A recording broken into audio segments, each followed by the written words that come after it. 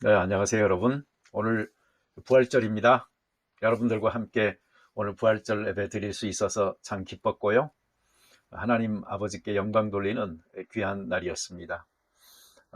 특별히 오늘 세례받은 두 사람 정말 축복하고 하나님의 은혜 안에서 늘 강하시고 또 잘 성장하여서 하나님 나라의 귀한 기둥들이 될 수 있기를 바랍니다.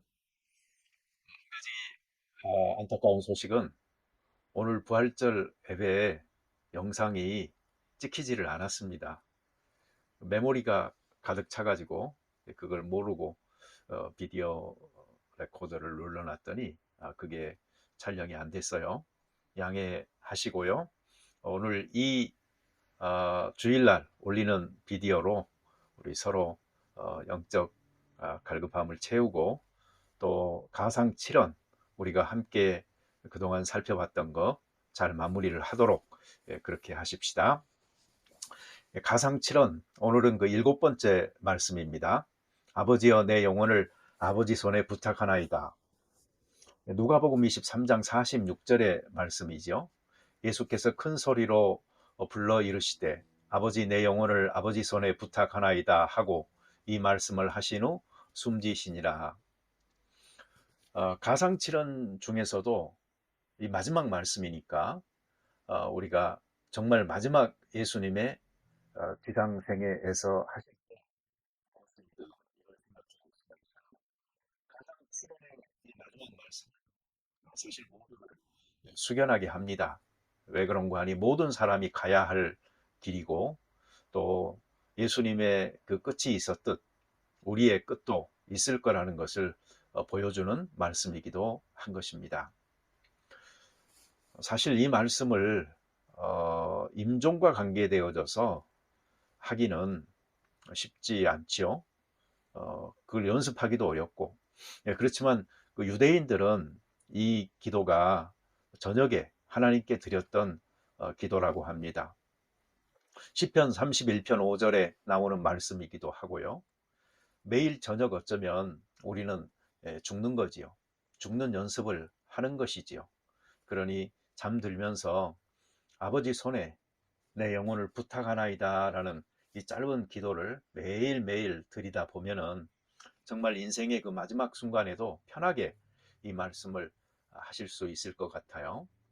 우리가 잘 아는 신앙의 선배인 폴리갑이나 어거스틴이나 루터도 자신의 이 마지막 말씀을 바로 이 말씀으로 드렸다고 합니다.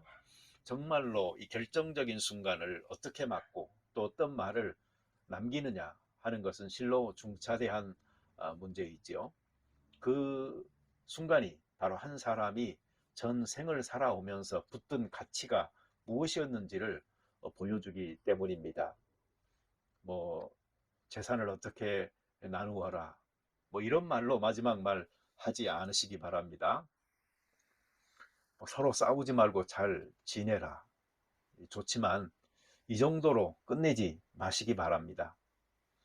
저도 뭐 딱히 아직 준비한 말은 없지만 또 준비했다고 그대로 되지 않을 수도 있겠지만 신앙의 가치를 잘 담아내는 그런 말들이 저기 마지막에 우리가 할 수 있으면 좋겠어요. 가령 사람에게는 여러분 덕분에 제 생이 행복했습니다. 뭐 미안하고 감사합니다.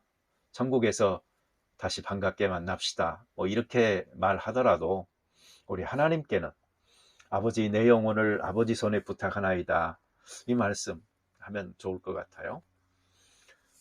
우리가 이전에 살펴봤던 나의 하나님 어찌하여 나를 버리셨나이까 라는 이 말씀 속에서는 하나님을 하나님으로 공식적으로 호칭을 하셨어요.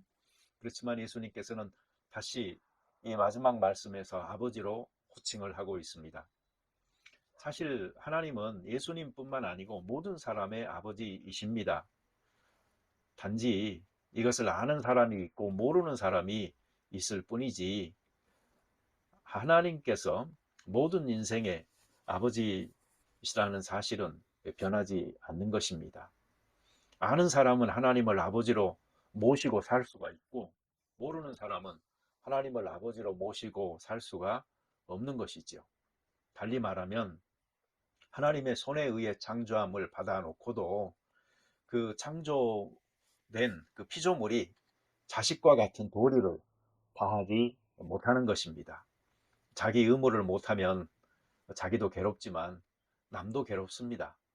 옆에서 보는 사람은 가끔 더 어, 답답하기도 하고 화가 나기도 하지요. 자, 여러분, 예수님께서는 하나님을 아버지라고 이렇게 친밀하게 늘 대하시는, 어떻게 보면은 하나님과의 관계가 정말 좋으셨던 거죠. 로마서 8장 15절에 이런 말씀이 있습니다. 너희는 다시 무서워하는 종의 영을 받지 아니하고 양자의 영을 받았으므로 우리가 아빠 아버지라고 부르짖느니라. 바울의 말인데요. 이것은 예수 그리스도를 통해서 하나님과 우리가 이제 양자의 관계를 갖게 되므로 아빠 아버지라고 우리도 하나님을 부를 수 있다, 이것을 말하고 있어요. 종처럼 이 주인을 무서워하는 그런 영으로 우리에게 주신 게 아닌 거죠. 그러니 우리 하나님 앞에서 좀 담대할 필요가 있습니다. 친밀하게 하나님께 나아갈 필요가 있는 것이죠. 갈라디아서 4장 6절에서도 너희가 아들이므로 하나님이 그 아들의 영을 우리 마음 가운데 보내사 아빠 아버지라 부르게 하셨느니라 그랬잖아요. 그러니 여러분, 하나님을 아버지라고 아빠라고 이렇게 친밀하게 부르세요. 그리고 그분께 모든 필요들을 간구하시면서 사실 수 있게 되기를 바랍니다. 사실 구약 성경과 신약 성경의 어떤 그 큰 차이라고 한다면은, 하나님은 여전히 하나님이신데 그 하나님이 좀 구체적으로 가깝게 다가오신 표현이 신약에는 사용되어진 것이죠. 가령 레위기 26장 12절에 봐보시면은요, 나는 너희 중에 행하여 너희의 하나님이 되고 그랬어요. 너희는 내 백성이 될 것이니라. 즉 하나님과 내 백성의 관계예요. 예, 그런데 여기 고린도후서 6장 8절 18절에 보잖아요. 그러면 너희에게 아버지가 되고 그랬어요. 하나님이 된다는 것과 아버지가 된다는 건 좀 다르지요. 그리고 너희는 내게 자녀라라고 했거든요. 내 백성이라고 하는 것과 내 자녀라 하는 것은 분명히 다른 것입니다. 이렇게 가까이 다가오신 하나님을 멀리하지 마시고 자녀로서 아버지를 친밀히 가까이 대하면서 교제하면서 잘 사시는 우리가 되어지기를 바랍니다. 궁극적으로 모든 사람은 아버지께 돌아갑니다. 예수님께서도 자신의 임종을 수락하시고 자진하여 자신의 생명을 내어 주셨어요. 그래서 아버지와 아들의 회복이 이루어집니다. 아버지의 품에 안긴 영혼 얼마나 편안하고 또 기쁠지. 여러분, 천하보다 귀한 영혼이라고 하지 않습니까?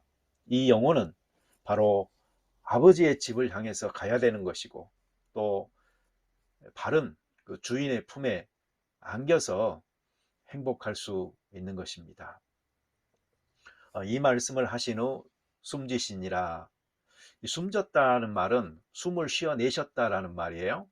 마지막 호흡으로 심장이 멈춘 겁니다. 사람들은 임종할 때에 좀 긴 호흡을 마지막에 내쉰다고 합니다. 여러분, 우리의 이 마지막 호흡, 이 호흡이 끊기는 그 순간까지 우리 속에는 예수의 심장이 살아있지 않습니까? 그 심장이 뛰고 있지 않습니까? 그것은 우리의 마음 속에 바로 예수의 마음을 품었기 때문이고 예수의 심장이 우리 안에 있기 때문입니다. 그러니 이 끊임없는 생명력으로, 부활의 능력으로 우리 가운데서 지속적으로 우리를 일깨우면서 하나님을 위한 자녀로서의 삶을 능력 있게 살기 원해. 내 안에서 긴 호흡으로 근심하기까지 하시면서 우리를 돌보고 계시는 성령님의 은총에 힘입어서 의지하면서 잘 사는 우리가 되어졌으면 좋겠습니다. 예수님이 운명하시고 15장 38절에 보면은 성소 휘장이 위로부터 아래까지 찢기어 둘이 되니라 하는 말씀이 나옵니다. 성소 휘장이 위로부터 아래까지 찢겨서 둘이 됐다. 이것은 놀라운 사건입니다. 히브리서에서는 이것을 이렇게 해석을 하고 있습니다. 10장 19절입니다. 그러므로 형제들아 우리가 예수의 피를 힘입어 성소에 들어갈 담력을 얻었나니 20절입니다. 그 길은 우리를 위하여 휘장 가운데로 열어놓으신 새로운 살 길이요 휘장은 곧 그의 육체니라. 이 찢겨진 그 휘장이 바로 예수님의 육체라는 말입니다. 곧 예수님의 그 십자가에서의 죽음으로 말미암아 예수께서는 새로운 길을 여신 것이고 우리들은 이 예수의 피를 힘입어서 성소에 들어갈 담력을 얻게 되는 것입니다. 그러니 우리 더 담대하게 이왕 아버지로 모셨으니 그리고 이 예수의 피를 앞세우고 사는 것이니 하나님께 나아가서 우리의 필요를 아뢰고 또 그 지혜와 능력 힘입어 이 세상에서도 잘 사는 우리가 되어졌으면 바랍니다. 이 장면을 지켜보고 있던 백부장이 이런 말을 합니다. 하나님께 영광을 돌려 이르되 이 사람은 정녕 의인이었도다.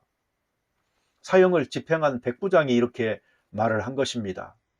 그리고 48절에 보면은 이를 구경하러 모인 무리도 그 된 일을 보고 다 가슴을 치며 돌아갔다.